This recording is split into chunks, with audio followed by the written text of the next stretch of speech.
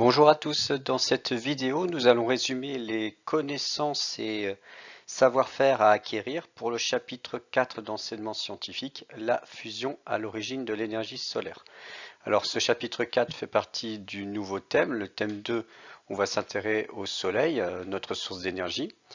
Et ici en physique-chimie, on va répondre aux questions suivantes. D'où provient l'énergie solaire? Qu'est-ce qu'une réaction de fusion? Et quelle différence avec la fission nucléaire? Partie petit a, distinguons fusion et fission. Alors le Soleil, comme toutes les étoiles, il est le siège de réactions de fusion nucléaire. C'est sa température en son cœur, qui peut atteindre plusieurs millions de degrés. Et à cette température, la fusion nucléaire est possible. Alors, exemple de réaction nucléaire, vraiment, on va dire, à connaître, c'est la fusion entre le deutérium et le tritium. Donc ce sont deux noyaux d'atomes, deux noyaux d'hydrogène. En effet, chacun de ces noyaux contiennent un proton qu'on voit en rouge.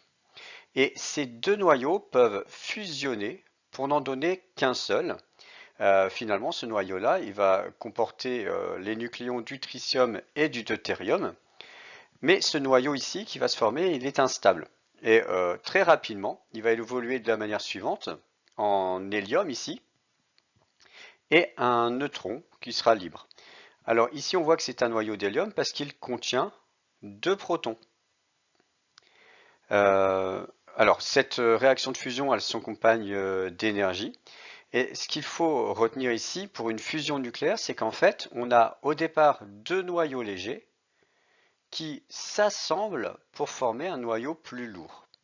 Alors certes, ce noyau, il n'est pas stable, il va donner un noyau d'hélium par la suite, mais à la fin, le noyau d'hélium qu'on obtient, il doit être plus lourd que les noyaux qu'on a au départ. Et ça, c'est la définition d'une fusion nucléaire qu'il faut retenir. Une fusion, c'est un processus par lequel deux noyaux légers s'assemblent pour former un noyau plus lourd. Alors, il ne faut pas confondre la fusion nucléaire avec la fission. La fission nucléaire, c'est ce qui se déroule dans les réacteurs nucléaires actuels. Alors, la fission, elle a le principe suivant, c'est-à-dire qu'on a un gros noyau. Pour les réacteurs nucléaires qu'on connaît actuellement, des noyaux d'uranium. Et en fait, un neutron rapide va venir fragmenter ce noyau.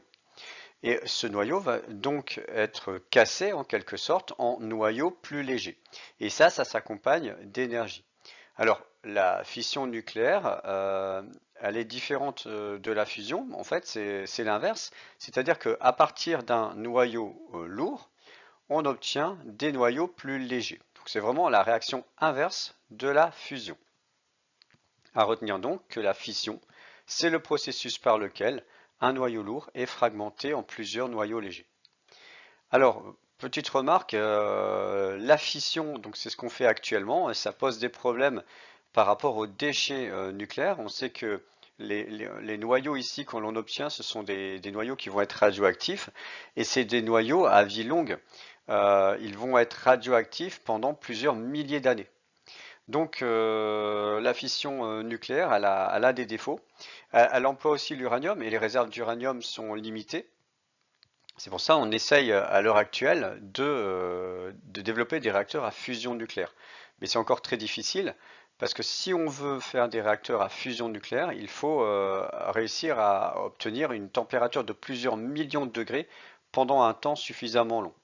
Et à l'heure actuelle, si on sait faire la fusion dans des réacteurs, pour l'instant, l'énergie que l'on obtient est toujours inférieure à l'énergie nécessaire pour maintenir cette température à plusieurs millions de degrés. Donc voilà pour la différence entre fusion nucléaire et fission nucléaire.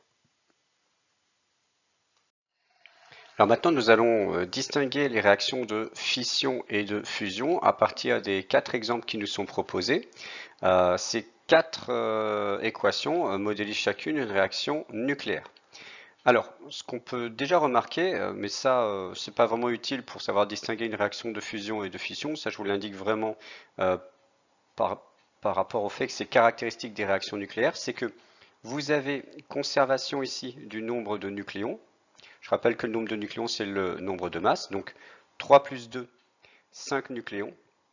Et après la réaction, si on regarde ici les produits qu'on obtient, 4 plus 1, on a également 5 nucléons.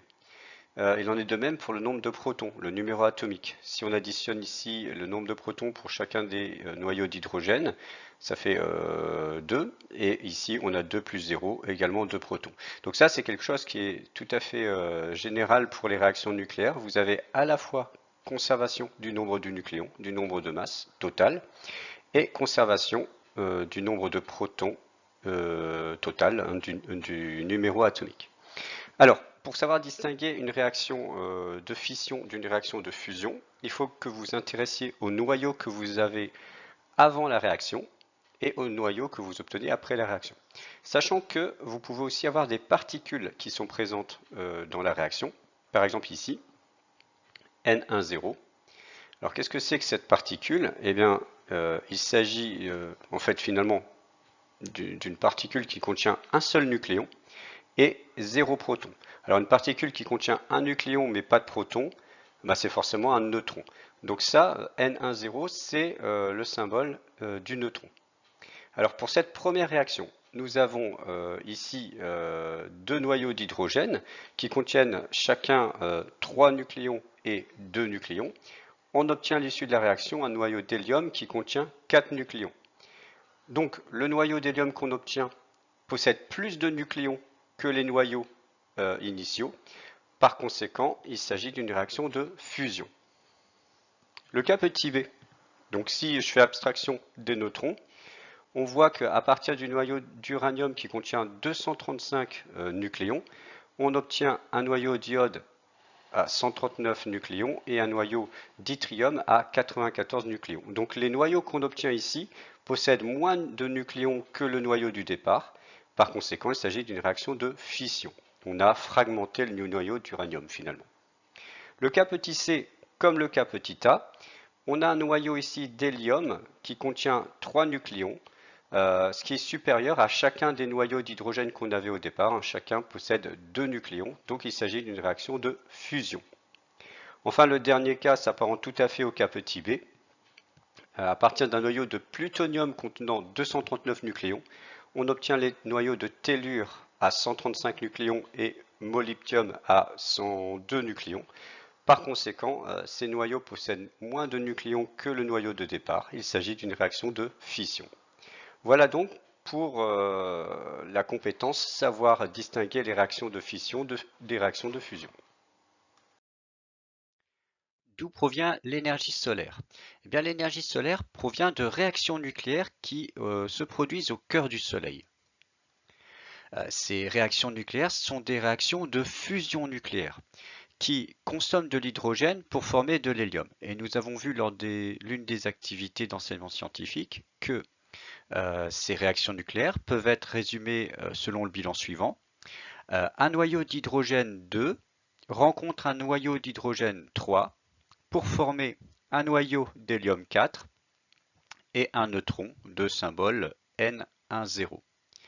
Alors ce qui est remarquable pour cette réaction de fusion, c'est que si on s'intéresse à la masse des réactifs et la masse des produits, eh bien la masse des réactifs n'est pas égale à la masse des produits. Une réaction nucléaire n'a pas on n'a pas le même bilan au niveau des masses qu'une réaction chimique, c'est-à-dire qu'il n'y a pas forcément conservation de la masse.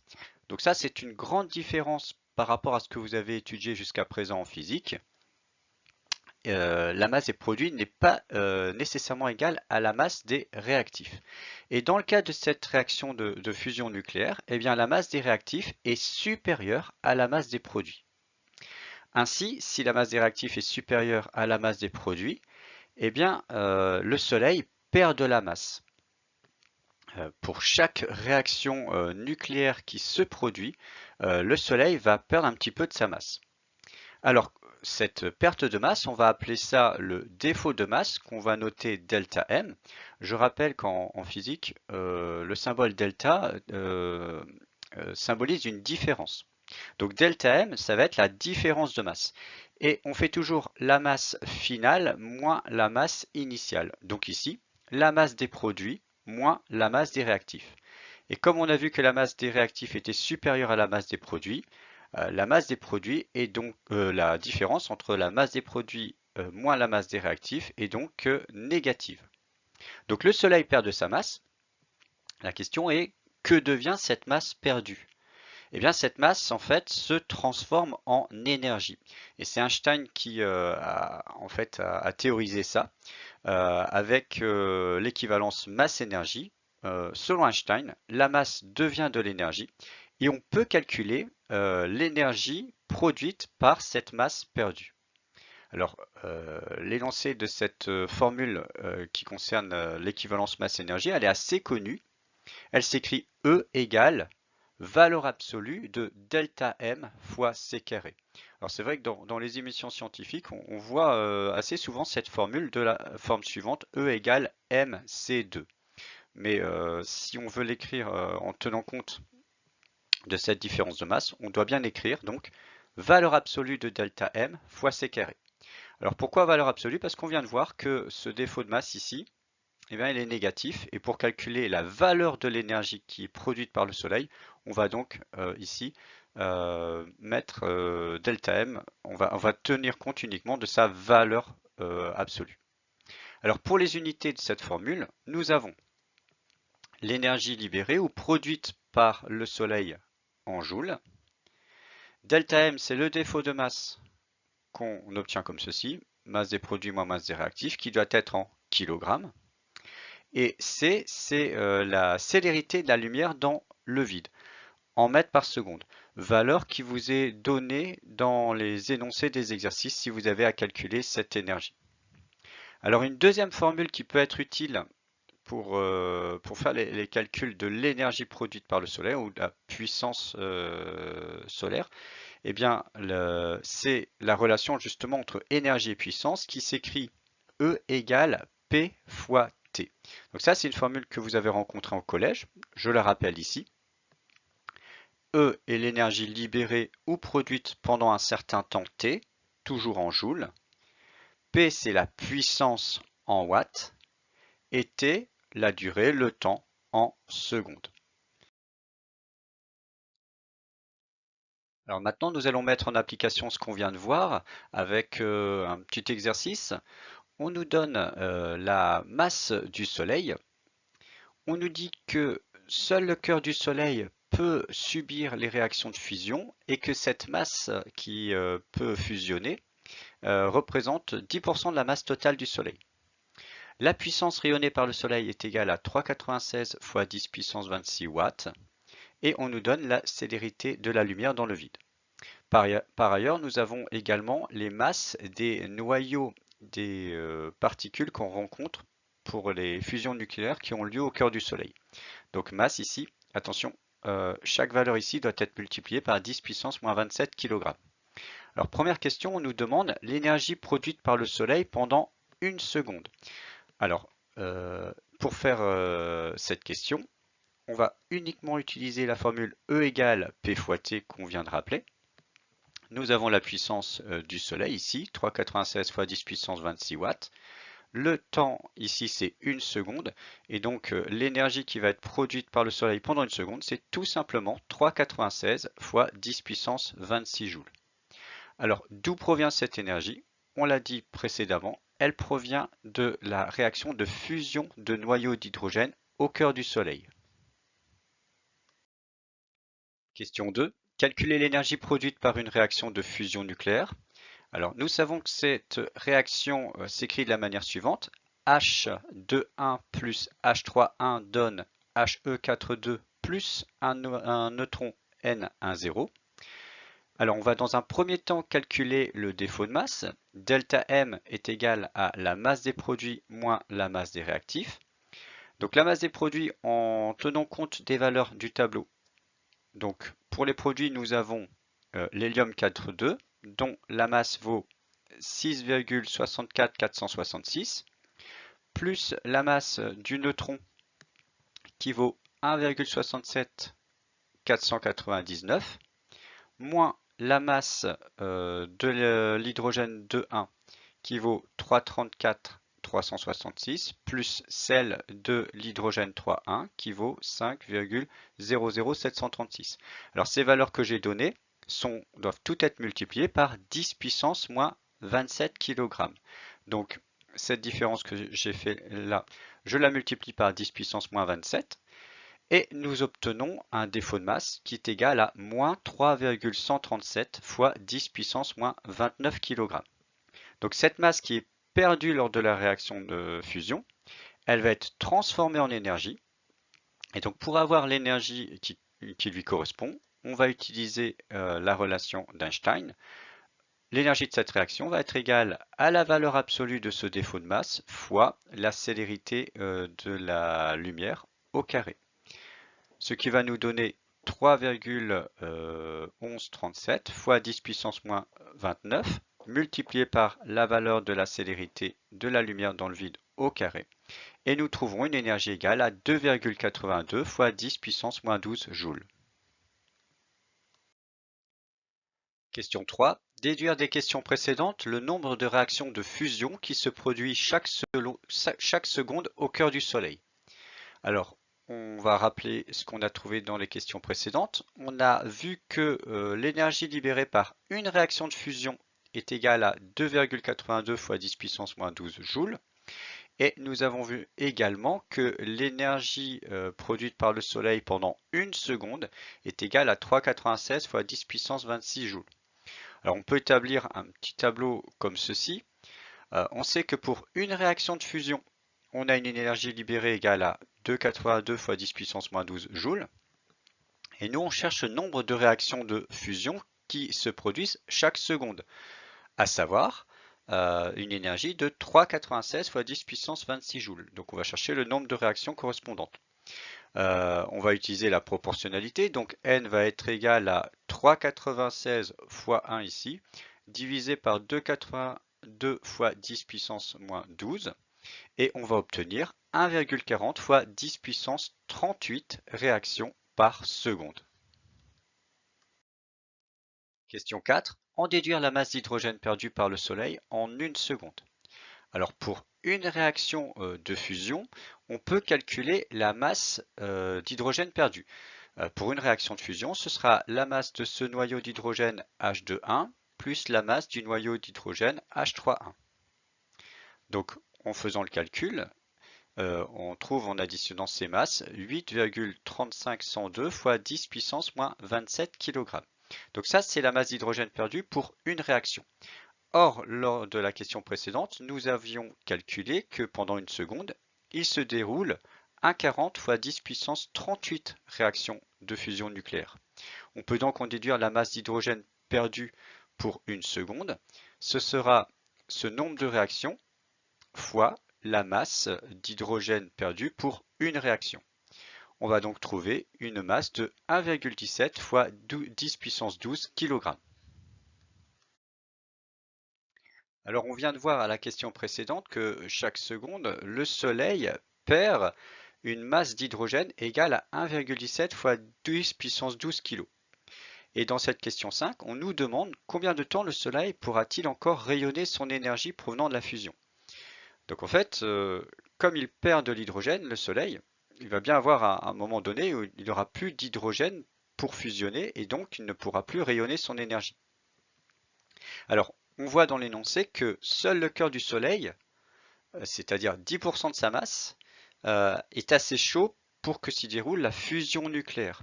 Donc on va considérer que la masse d'hydrogène qui peut fusionner est égale à 10% de la masse solaire. Donc, c'est-à-dire 10% de la masse solaire, c'est-à-dire 2 fois 10 puissance 30 fois 10 divisé par 100. C'est donc 2 fois 10 puissance 29 kg. Donc, il reste au Soleil 2 fois 10 puissance 29 kg d'hydrogène qui peut encore fusionner. On sait que chaque seconde, le Soleil perd 1,17 fois 10 puissance 12 kg d'hydrogène. On est donc capable de déterminer le nombre de secondes qu'il reste au Soleil pour pouvoir encore rayonner. Donc le nombre de secondes pendant lesquelles le Soleil peut encore rayonner va être égal à 2 fois 10 puissance 29 kg divisé par 1,17 fois 10 puissance 12 kg et on obtient 1,7 fois 10 puissance 17 secondes. Alors ce nombre de secondes n'est pas très parlant, on va le convertir en années. Pour cela, On sait que dans une année, il y a 365 jours qui contiennent chacun 24 heures, qui contiennent chacune 3600 secondes. Donc dans une année, il y aura 365 fois 24 fois 3600, c'est-à-dire 3,15 fois 10 puissance 7 secondes. On est donc capable de déterminer le nombre d'années qui correspond à ce nombre de 1,7 fois 10 puissance 17 secondes. On va faire le calcul suivant. 1,7 fois 10 puissance 17 divisé par 3,15 fois 10 puissance 7, ce qui nous fait 5,4 fois 10 puissance 9 années. Alors 10 puissance 9 années, eh bien c'est 1 milliard d'années. Donc il reste au Soleil encore 5,4 milliards d'années à rayonner. En fait, le Soleil est environ à la moitié de sa vie.